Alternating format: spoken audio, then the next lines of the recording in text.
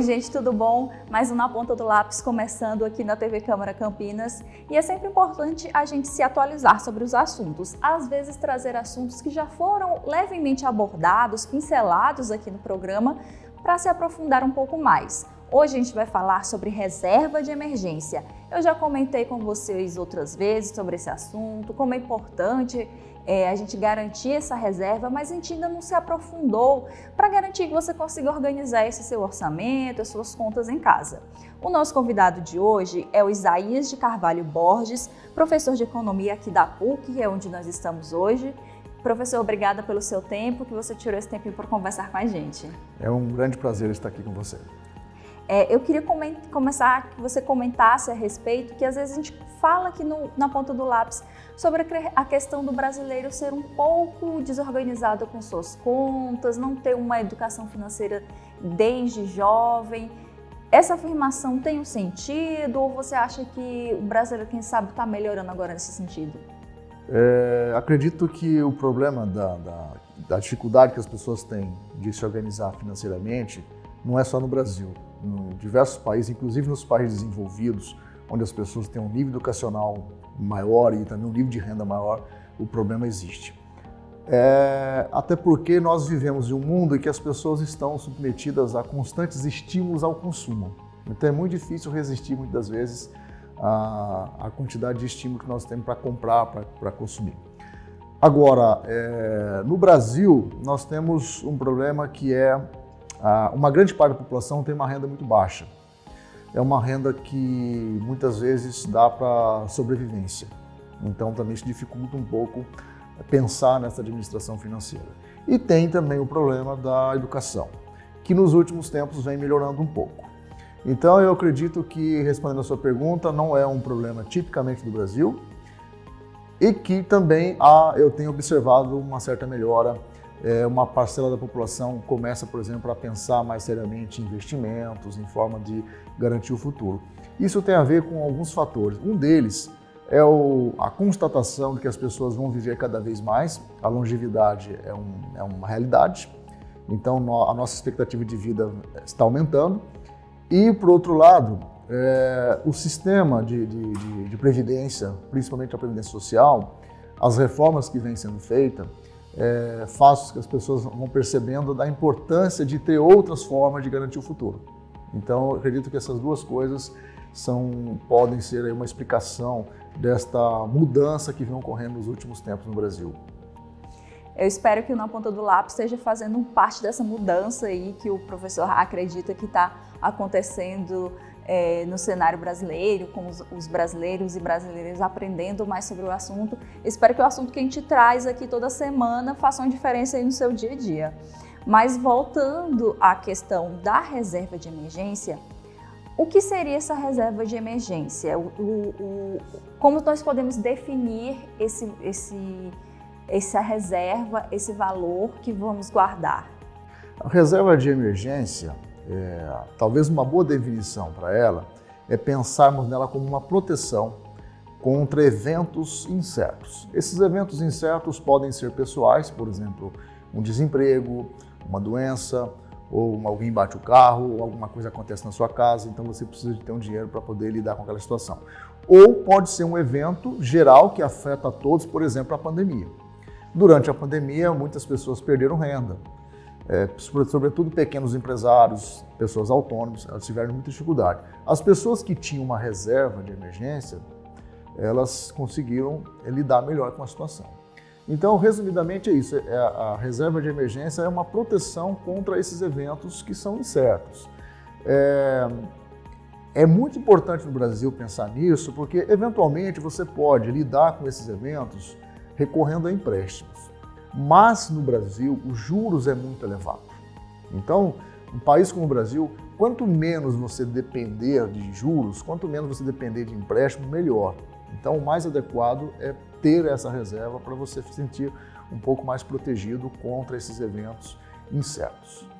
É um dinheiro que a gente guarda, mas querendo não mexer, na verdade, né? Ele tem que ter este propósito, né, para ser usado para esses momentos que Eles acontecem, né? Na vida de todo mundo, sempre vai acontecer eventos que você vai ter que fazer um gasto acima daquilo que você está acostumado, ou às vezes você tem perda de receita, perda de renda, você perde um emprego, ou o seu negócio não vai muito bem, ou, por exemplo, no caso de inflação, às vezes a inflação afeta mais ou menos uma outra família, então se você tiver uma reserva, você pode, por exemplo, segurar mais tempo aquela situação.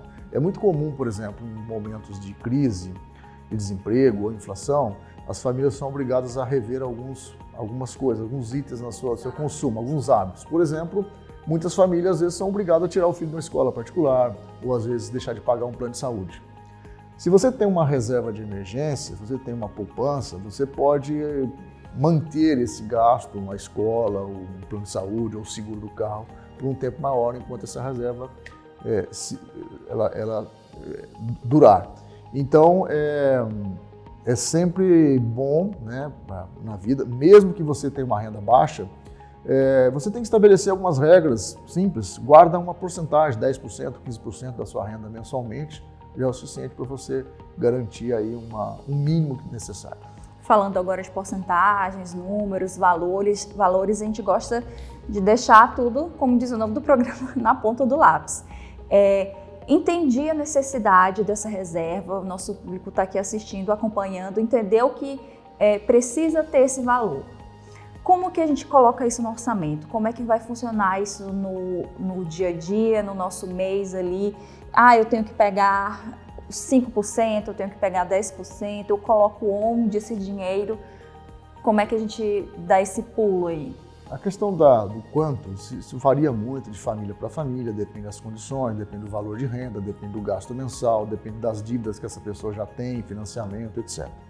Mas as regras de finanças, né, recomenda aí de 20% a 30% seria o ideal para você, né, conseguir ter uma segurança maior.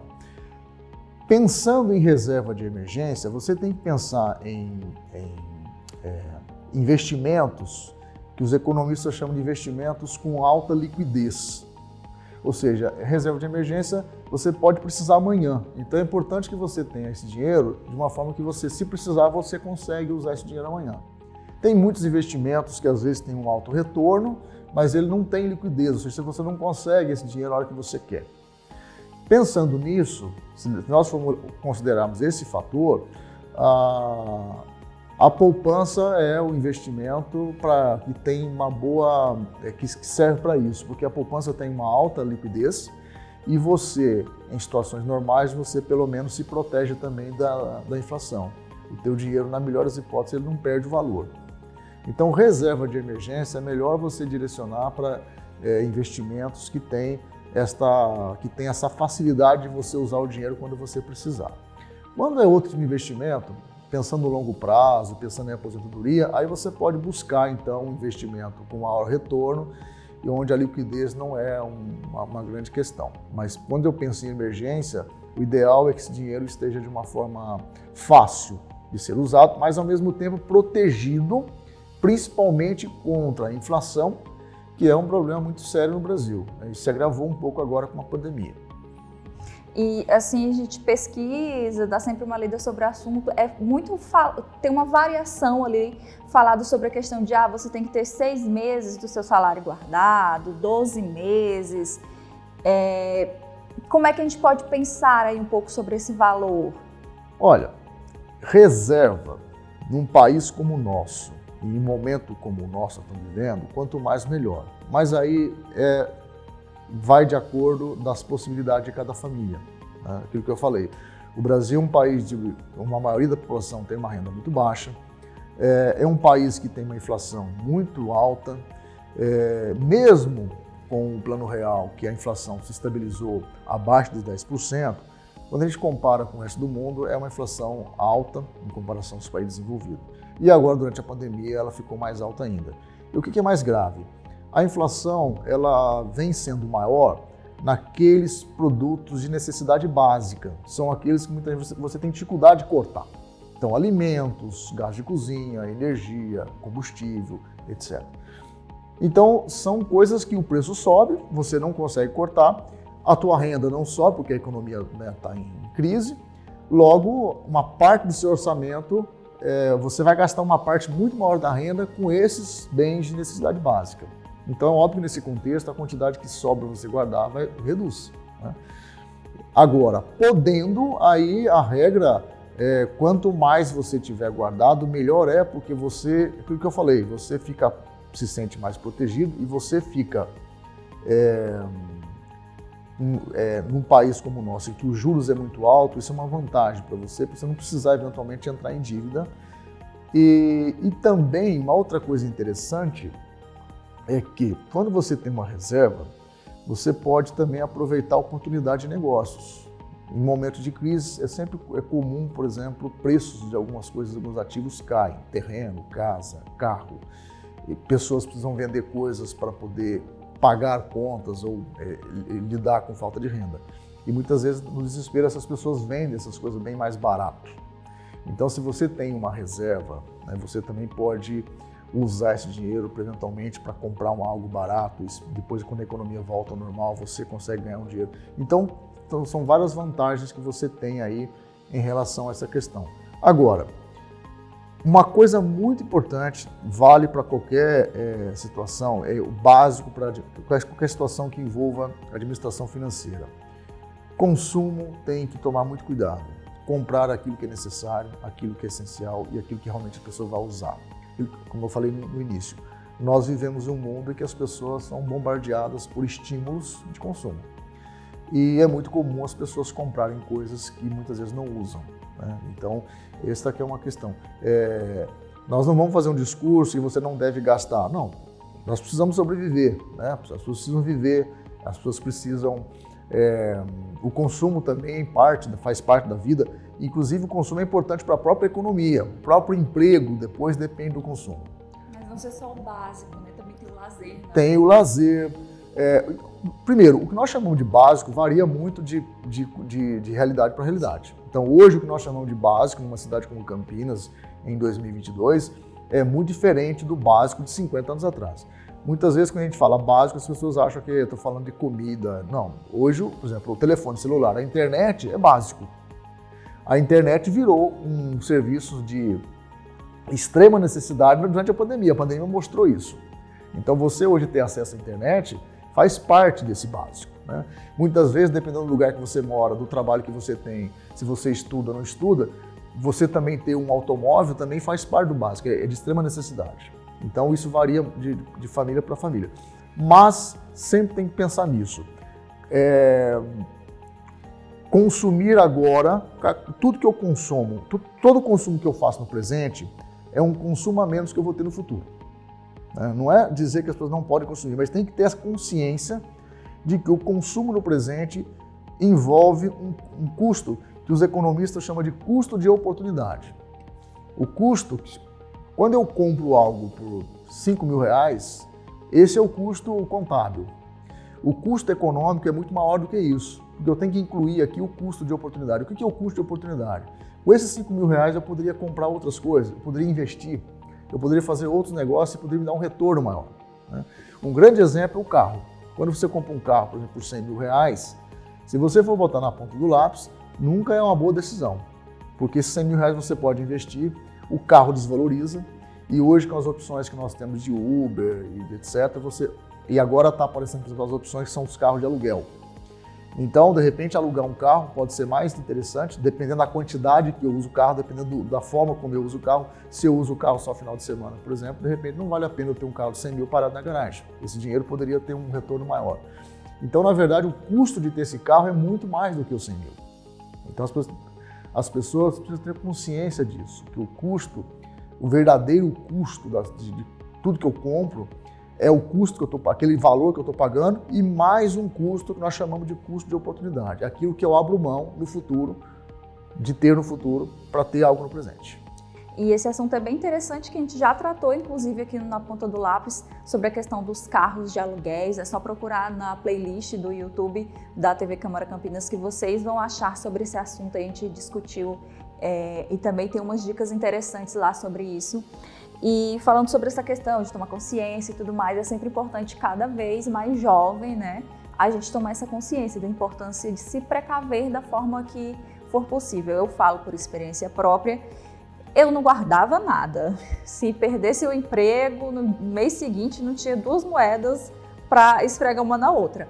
Hoje, comecei a fazer minha reserva de emergência, já está tudo ali organizadinho, numa liquidez, aprendi algumas coisinhas na ponta do lápis, está sempre me ensinando algumas coisas. E hoje sou uma jovem aqui com quase sua reserva de emergência pronta.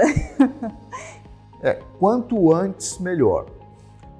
Esta talvez seja uma diferença do Brasil em relação a outros países, alguns países como, por exemplo, os Estados Unidos, onde é comum a criança nasce e a família já começa a fazer uma poupança para essa criança, né? Ou eles compram uma ação, ou compram um título. Aqui no Brasil nós não temos muito esse costume. Vem mudando, mas ainda é uma coisa muito assim, restrita a alguns grupos. Mas quanto antes você começar, melhor. Porque aquilo que você disse, primeiro, hoje o jovem ele precisa pensar em... Se você tem uma reserva de emergência, você tem, por exemplo, mais condições de esperar o melhor momento, de pensar melhor nas suas opções. Eu vejo, por exemplo, na universidade, muitas vezes estudantes são obrigados a abrir mão, por exemplo, do estudo, tem que trancar a faculdade, ou às vezes dedicar menos à faculdade para trabalhar. E às vezes ele é obrigado a fazer isso exatamente porque ele não tem uma reserva. E nós sabemos que trancar uma faculdade ou estudar menos no presente quando você é jovem, pode ter um custo muito grande no longo prazo. Às vezes pega disciplina só num turno, acaba atrasando o curso para poder trabalhar no outro. Então um curso que demoraria 4 anos, às vezes a pessoa termina em 6, 7, 8 anos. E às vezes esse atraso até prejudica porque ele perde oportunidades, né? Então, se você tem um fundo de reserva, você pode se dar o luxo, por exemplo, de esperar um melhor momento, de considerar outras opções. Quando você não tem, você é obrigado a pregar, a primeira coisa que aparece muitas vezes não é aquilo que você quer, não é aquilo que vai realmente ser importante no seu crescimento profissional, etc, etc. Então, quanto antes, melhor. E também se pensarmos no país que nós vivemos, que é um país muito instável. Então, é uma economia muito instável, onde você não sabe a situação da economia no próximo ano, inflação, emprego, taxa de juros, tudo isso oscila com muita velocidade. Além do mais, aquilo que eu te falei, não é um país onde você pode ficar muito confortável usando com frequência, por exemplo, o cheque especial. Os juros do rotativo do cartão de crédito na Inglaterra, por exemplo, é 25% ao ano. No Brasil chega a 300%. Tá? Então, muitas vezes nós somos obrigados a usar um cheque especial, a pagar o juros do rotativo por falta de opção. Às vezes você é obrigado a fazer um gasto. Se você não tem a reserva, você vai ter que pagar esses juros exorbitantes. Se você estivesse na Inglaterra, esse custo seria menor. Mas no Brasil, esses juros tão altos é mais um motivo para eu levar a sério essa necessidade de fazer essa reserva. Porque como é muito caro pegar empréstimo, então quanto menos eu precisar, melhor para mim. Professor Isaías de Carvalho, professor de economia aqui da PUC, deu dicas importantes e valiosas que eu espero que vocês assistam com cuidado, prestem bem atenção no que ele falou para garantir a reserva de emergência de vocês da forma que for mais fácil para vocês se organizarem. Professor, obrigada pelo seu tempo. As portas ficam abertas para você voltar em um outro momento. Agradeço a oportunidade e espero voltar em breve. O Na Ponta do Lápis de hoje fica por aqui. Eu sempre convido vocês a revisitarem os programas no YouTube da TV Câmara Campinas. É só colocar Na Ponta do Lápis que vocês vão achar uma playlist lá com todos os assuntos. E continue com a nossa programação aqui na TV Câmara, viu? Até a próxima edição.